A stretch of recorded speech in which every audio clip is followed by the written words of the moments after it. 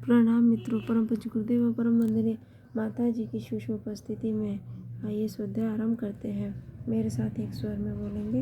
ओम भूर्भुवः स्वः तत्सवितुर्वरेण्यं भर्गो देवस्य धीमहि धियो यो नः प्रचोदयात्।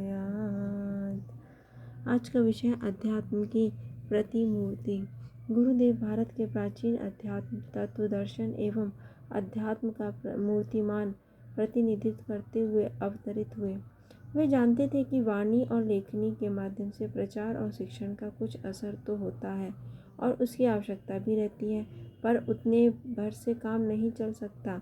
प्रभावशाली शिक्षण वही होता है जो मूर्तिमान हो। प्रत्यक्ष को देखे बिना प्रेरणा नहीं मिलती।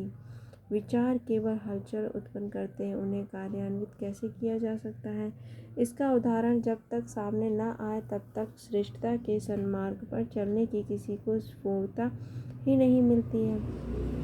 नमूना सामने है। किसी समय में केवल 7 ऋषि थे और वे समस्त संसार के 7 द्वीपों का एक एक करके समग्र नेतृत्व संभालते थे। कारण वे जो कहते थे सो करते थे। वाणी से ही नहीं, क्रिया से भी वे जनता को दिखाते थे। जो बताना चाहते थे, कराना चाहते थे, उसे उन्होंने अपना मन, वचन और कर्म में अति गहराई तक समाविष्ट कर लिया था। यह समन्वय ही उनकी प्रभावशीलता का मात्र आधार था। विद्या और प्रतिभा का भी मूल्य है, पर जहाँ तक जीवन क्रम बदल देने जैसे घोर कर्म को कराने की व्यक्ति को पतन के गर्त से निकालकर उत्कर्ष के शिखर पर पहुँचाने की आवश्यकता होती है, वहाँ बाँस के डंडे काम नहीं करते, वहाँ मजबूत क्रेनें ही काम करती हैं। प्राचीन काल के आत्मवेत्ता अपने को इतना समर्थ और प्रभावशाली बनाते थे कि लोग नेतृत्व कर सकें। इसके लिए बुद्धि या प्रतिभा को प्रखर करने में ही नहीं लगे रहते थे, वरन समग्र व्यक्तित्व को विचार एवं कर्म के समन्वय से प्रचंड बनाते थे।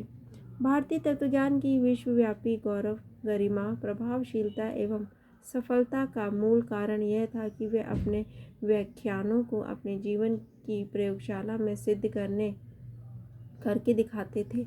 आज वह क्रम टूटा तो वह दर्शन भी बैठ गया, जिसकी अब केवल चर्चा ही शेष रह गई है। समान स्तर की जनता में, मन में तथाकथित अध्यात्मवादियों के और धर्म धुरंधरों के आचरणों को देखकर अरुचि उत्पन्न हुई है। दंभ, छल, प्रपंच, भ्रांति, बहकावे के आधार पर कोई चीज़ देर तक खड़ी नहीं रहती। ढोल की पोल आखिर तो विदित हो ही जाती है। दूसरों को धर्म की शिक्षा और स्वयं के जीवन में शून्यता, दूसरों को त्याग का उपदेश, स्वयं वैभव का संचय, इस विडंबना को जो भी देखता है मन खट्टा करता है। ईश्वर की दुहाई दिन रात देने रहने पर भी जिनके जीवन में कोई विशेषता न हुई, उनका अनुगमन करके हमें क्या मिलने वाला है, उसमें भी संदेह उत्पन्न होता है। मध्यवर्गीय जनता का मन इस तथ्यों को जब देखता है तब उसकी रुचि इस ओर घटती है। उच्च स्तर के विचारशील लोग थोड़ी और गहराई से देखते हैं। उन्हें इस दर्शन में या उसकी व्याख्या में कहीं कोई भारी त्रुटि दिखाई देती है। ऊंचे स्तर की विचार संपदा के संपर्क में आने से व्यक्तियों में निखार आना चाहिए और प्रखरता उत्पन्न होनी चाहिए। यह कैसा दर्शन जो अपूर्णता को दूर करने के लिए तत्परता उत्पन्न करने की अपेक्षा उससे समझौता कर ले, यथा स्थिति से संतुष्ट रहने और परावलंबन को उचित मानने को जो तैयार हो जाए, वह कैसी उत्कृष्टता। ऐसी आध्यात्मिकता अपनाकर तो व्यक्ति पुनः कमजोर और गाफिल लोगों की पंक्ति में ही जा खड़ा होगा। भारत का पिछला इतिहास भी कुछ ऐसा ही है।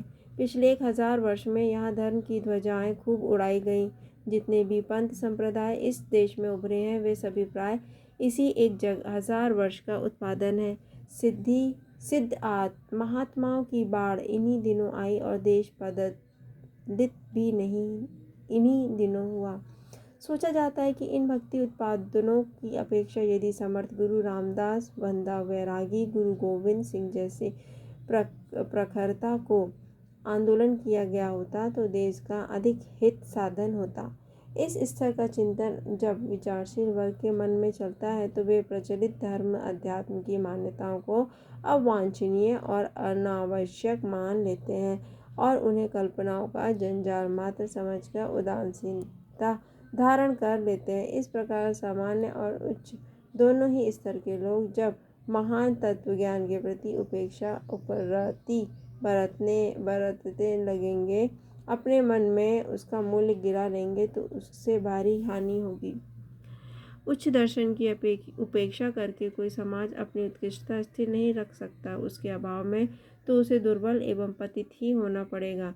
वर्तमान दार्शनिक अवसाद ने कुछ ऐसी स्थिति उत्पन्न कर दी जिसका उद्धार बिना एक क्षण गंवाए अवलंबन आरंभन किया जाना चाहिए।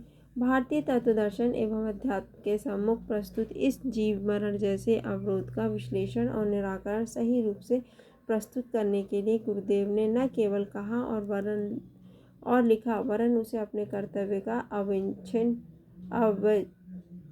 अंग भी बनाना। उन्होंने यह प्रतिपादन किया कि यति और योद्धा दोनों का एक साथ रह सकना संभव है।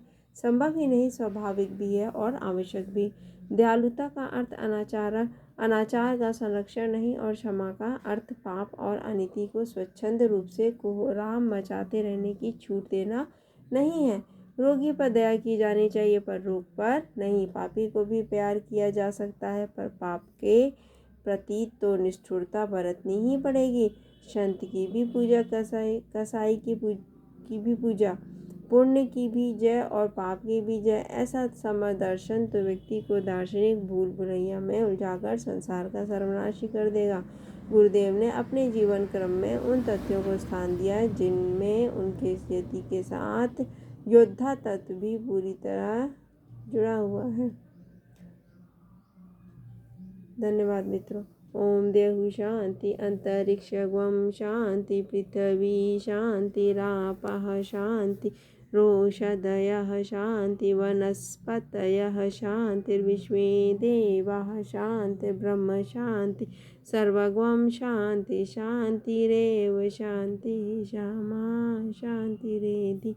ओम शांति शांति शांति, सर्वारिष्ट सुशांतिर्भवतु।